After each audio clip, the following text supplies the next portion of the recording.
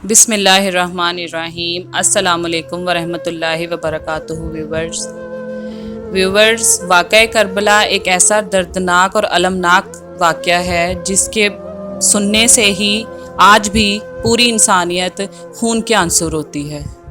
वो एक ऐसा वाक़या है जिसको आज भी सुना जाए तो उन पर होने वाले जुल्म हम सह तो नहीं सकते, हम बर्दाश्त भी नहीं कर सकते, महसूस करने का कोशिश भी नहीं कर सकते, लेकिन फिर भी हमारी आंखें नम हो जाती हैं। लेकिन यहाँ पर बात एक ये आती है कि क्या वो वाक़या सिर्फ इंसानी मखलूक ने ही देखा था? क्या कोई और मखलूक भी थी जो उस वाक़ये की चश्मदीद गवाह है? या कोई और मखलूक भी है जो उस वाक़ये के बाद, यजीदियत की जुल्म के बाद आज भी अश्कबार होती हो, आज भी उनको वो जुल्म महसूस होता हो? रिवायात के मुताबिक वाक़या करबला में एक जिन का जिक्र है जो हज़रत इमाम हुसैन रज़ियल्लाहु अन्हु की मदद के लिए आया था, लेकिन क्यों वो उनकी मदद नहीं कर सका? क्यों वो यजीद के ख़िलाफ़ नहीं लड़ सका? क्यों उसने इमाम हुसैन रज़ियल्लाहु अन्हु को सारे घराने के साथ शहीद होते हुए देखा और चुप रहा? इस सवाल का जवाब हम जानेंगे आज की इस वीडियो में। वीडियो अच्छी लगे तो लाइक कर दीजिएगा, चैनल को सब्सक्राइब कर दीजिएगा।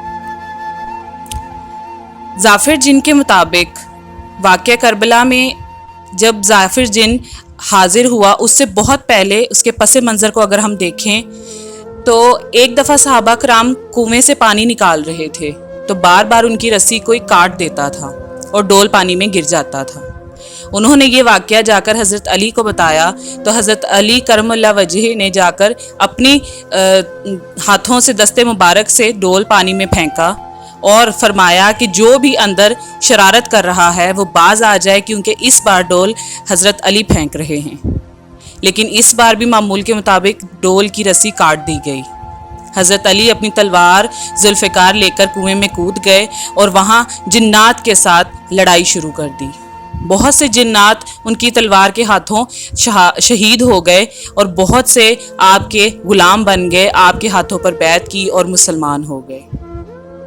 उनमें से जो जिन्नों का सरदार था वो भी शहीद हो गया, लेकिन आपके हाथों पर बैत करने की वजह से उसके बेटे को जब बादशाह बनाया गया, वो बादशाह, वो जिन्नों के सरदार के बेटे जो बादशाह बने, उसका नाम जाफिर जिन था, जिसने क़यामत तक आपकी आल की गुलामी करने की कसम खाई। जाफिर जिन के मुताबिक इमाम अली अलैहिस्सलाम दुश्मन फ़ौज पर हमला करने ही लगे थे कि अचानक गर्द बुलंद हुई और साथ ही एक अजीब शक्ल का एक मुहिब आदमी सामने नमूदार हो गया, जिसकी सवारी ज़ाहिरी तौर पर सर से कमर तक घोड़े की तरह और पाँव शेर से मिलते जुलते थे, और अदब से सलाम किया। इमाम हुसैन रज़ियल्लाहु अन्हु ने पूछा कि तुम कौन हो? जिस पर वो बोला, मैं जाफिर जाहिद हूँ, शाह मर्दान का अदना गुलाम हूँ। मेरी फ़ौज जंगलात में तैयार खड़ी है। आपके वालिद ने जब पीरो आलम में फ़तह के बाद जब जिन्नात को मुसलमान किया था तो मेरे वालिद को हुक्मरान बनाया था।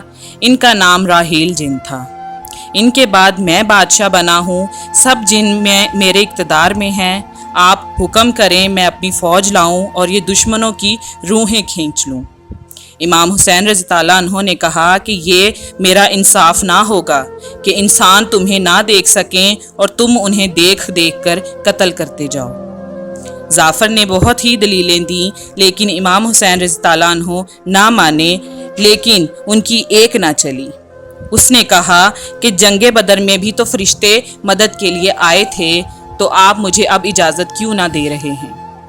इमाम हुसैन रज़ियल्लाहु ने जवाब दिया कि वो मेरे रब की रज़ा से आए थे और तुम मेरी मोहब्बत में आए हो। यहाँ मामला और है।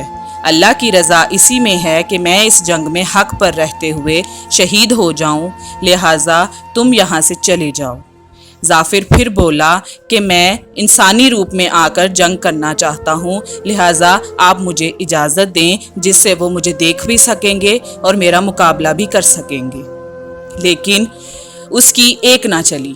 फिर उसने इजाज़त मांगी कि बेशक आप मुझे अपनी मदद की इजाज़त ना दें, लेकिन मुझे इजाज़त दें कि मैं तमाम अहले बैत को हिफाजत से मदीना पहुँचाऊँ। لیکن امام حسین رضی اللہ عنہ نے جواب دیا کہ یہی مقدر میں ہے کہ میری شہادت کے بعد یہ لوگ اسیر ہوں اور قید کی تکلیفیں دیکھیں۔ تم چلے جاؤ، کیونکہ اب جو یہاں حالات ہوں گے وہ تم سے نہ دیکھے جائیں گے۔ کچھ روایات میں ہے کہ ظافر نے وہیں رکا رہا اور سب کچھ اپنی آنکھوں کے سامنے ہوتا دیکھتا رہا، اور بعض روایات جو بہت زیادہ مشہور ہیں ان کے مطابق یہ ہے کہ وہ واپس چلا گیا، کیونکہ اس دن اس کی شادی تھی، اور اس کی شادی میں جو 2 جن آ رہے تھے راستے میں وہ کربلا کے میدان میں سے ہوتے ہوئے گزرے، اور انہوں نے تمام واقعہ دیکھا اور جا کر ظافر کو اس سے آگاہ کیا کہ تمہارے پیر و مرشد حضرت امام حسین رضی اللہ عنہ کربلا میں تکلیفیں دیکھ رہے ہیں۔ اب جو یہاں حالات ہو رہے تھے وہ ظافر سے نہ دیکھے جاتے، اسی لیے امام حسین رضی اللہ عنہ نے اسے واپس بھیج دیا۔ جب وہ واپس گیا تو اس کی ماں نے اس سے پوچھا کہ کہاں سے آئے ہو اور کیا کر کے آئے ہو؟ ظافر نے جواب دیا، سارا قصہ تمام کربلا کا سنایا، جس پر اس کی ماں نے فوراً حکم دیا کہ جا کر امام حسین رضی اللہ عنہ اور ان کے گھرانے کی مدد کرو۔ جس پر جب وہ اپنی ماں کے حکم پر میدان کربلا پہنچا تو شام غریباں آ چکی تھی، تمام شہادتیں ہو چکی تھیں۔ ظافر جن کے مطابق اس نے تمام اسیران کو، اہل بیت کو اسیران کے روپ میں شام سے کوفہ تک جاتے دیکھا، اور پھر کیونکہ حضرت امام حسین نے اجازت نہ دی، ایک جن جو حالات بدل سکتا تھا، لیکن راہ حق اور دین کی بقا کے لیے امام نے اسے روک دیا اور اللہ اور اس کے رسول کی خاطر ان کی لاج رکھنے کے لیے شہید ہونا پسند فرمایا۔ اس کے بعد روایات میں ہے کہ ظافر جن نے بہت لمبی عمر پائی، کئی 100 سال وہ زندہ رہا، لیکن اس نے اپنا ٹھکانہ جنگلات میں اور ویرانوں میں کر لیا، کیونکہ وہ لوگوں کے درمیان نہیں رہنا چاہتا تھا جہاں اس نے اپنے امام کو شہید ہوتے دیکھا۔ ایک روایت کے مطابق ایک مولانا اب کچھ بچوں کو قرآن کی تعلیم دیا کرتے تھے، وہاں پر ایک عجیب واقعہ ہوا۔ ایک عورت برقعے میں آئی اور امام سے ملنے کی اجازت چاہی۔ مولانا اس عورت سے ملے اور پوچھا کہ کیوں آئی ہو؟ جس پر اس عورت نے جواب دیا کہ میری خواہش تھی کہ اللہ مجھے بیٹے سے نوازے تو میں اسے دین کی تعلیم دلواؤں، لہٰذا میں اپنے بیٹے کو آپ کے پاس دین کی تعلیم دلوانے لائی ہوں۔ جس پر مولانا نے اجازت دے دی اور وہ بچہ ان کی دست نظر میں رہنے لگا اور دین کی تعلیم لینے لگا۔ ایک دن کیا ہوا کہ مولانا بہت پریشانی کے عالم میں اس بچے کے پاس آئے۔ جب بچے نے دیکھا کہ مولانا پریشان ہیں تو اس نے نہایت ادب سے پوچھا، استاد محترم کیا وجہ ہے کہ آپ اتنے پریشان ہیں؟ مجھے اپنی پریشانی بتائیے۔ جس پر مولانا نے جواب دیا کہ میری بیگم بہت بیمار ہیں اور حکیم صاحب نے کہا ہے کہ 1000 میل کے فاصلے پر ایک بوٹی باغ میں اگتی ہے، وہ لائیں، اس کو پیس کر دوا بنائی جائے گی جس سے میری بیوی ٹھیک ہو جائے گی، لیکن میں پریشان ہوں کہ میں اتنی دور نہیں جا سکتا۔ جس پر بچے نے کہا، مولانا آپ مجھے اجازت دیں، میں آپ کے لیے وہ پودا لے آؤں گا۔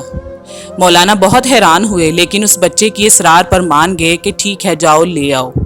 بچے نے پلک جھپکتے ہی منظر سے غائب ہوا اور فوراً سے آنکھ جھپکنے کی دیر نہ لگی تھی کہ وہ فوراً واپس ہاتھ میں بہت سے پودوں کے اٹھا کے لایا پتیاں۔ ان پتیوں میں سے مولانا نے وہ پتی ڈھونڈی، تازہ پتی قاضی صاحب کے پاس لے کر گیا۔ حکیم صاحب نے اس کی دوائی بنائی اور ان کی بیوی جلد صحت یاب ہو گئی۔ مولانا پھر اس بچے کے پاس واپس آئے کہ بتاؤ تم نے یہ سب کیسے کیا؟ اتنے 1000 میل کا فاصلہ تم نے پلک جھپکنے میں کیسے طے کر لیا؟ جس پر وہ تھوڑا سا گھبرایا کہ آپ مجھے سزا کے طور پر نکال دیں گے، اپنی زیر دستر سے نکال دیں گے اور مجھے تعلیم نہ دیں گے۔ مولانا نے اسے یقین دلایا کہ میں ایسا کچھ نہیں کروں گا، تم مجھے بتاؤ۔ جس پر اس نے کہا کہ میں انسان نہیں ہوں، میں جن ہوں۔ جس پر مولانا سمجھ گئے کہ یہ کوئی انسانی بچہ نہیں کر سکتا تھا۔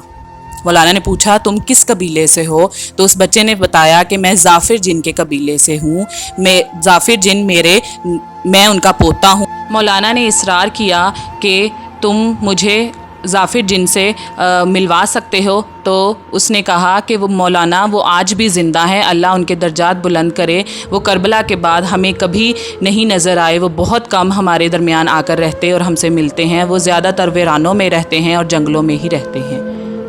یہ بہت عرصے کی بات ہے جب کربلا کا واقعہ بیت چکا تھا۔ مولانا نے پھر بھی اصرار کیا کہ مجھے ان سے ملنا ہے، تم کوشش کرو، جس پر وہ بچہ مان گیا کہ میں کوشش کروں گا ان کو آپ سے ملوانے کی۔ کچھ دنوں بعد وہ بچہ مولانا کے پاس آیا کہ میں آپ کے وعدے کے مطابق آپ کو ان سے ملوانے آیا ہوں، آئیے۔ جب وہ ان کو لے کر ظافر جن کے پاس گیا تو ظافر جن کی حالات دیکھ کر مولانا حیران رہ گئے۔ سر میں مٹی، آنکھوں میں خون اترا ہوا اور پیروں میں بہت برے طریقے سے چھالے، زخم بنے ہوئے۔ مولانا نے پوچھا، ظافر جن کیا معاملہ ہوا تھا کربلا میں؟ جس پر وہ یہ سنتے ہی ایک زوردار چیخ مارتے ہوئے ہائے حسین، ہائے حسین کہتا ہوا وہاں سے چلا گیا، اور اس کے بعد اس کو کسی نے نہیں دیکھا۔ ویورز، اس کہانی کا مقصد، اس کہانی سے ہمیں یہی سبق ملا کہ حضرت امام حسین رضی اللہ عنہ نے دین حق کو بچانے کے لیے اپنے نانا کے نقش قدم پر چلتے ہوئے شہادت قبول کی، لیکن ناانصافی نہیں کی۔ اللہ تعالیٰ ہمیں بھی اپنے دین پر قائم رہنے کی توفیق دے اور وقت آخرت، وقت موت ہمیں کلمہ نصیب ہو، جس کے لیے ہمارے امام حسین رضی اللہ عنہ نے اتنی بڑی قربانیاں دیں کہ اپنا سارا گھرانہ شہید کروا لیا۔ اللہ تعالیٰ ہمیں اور اپنے آپ کو اپنے ایمان پر قائم رہنے کی توفیق دے، آمین۔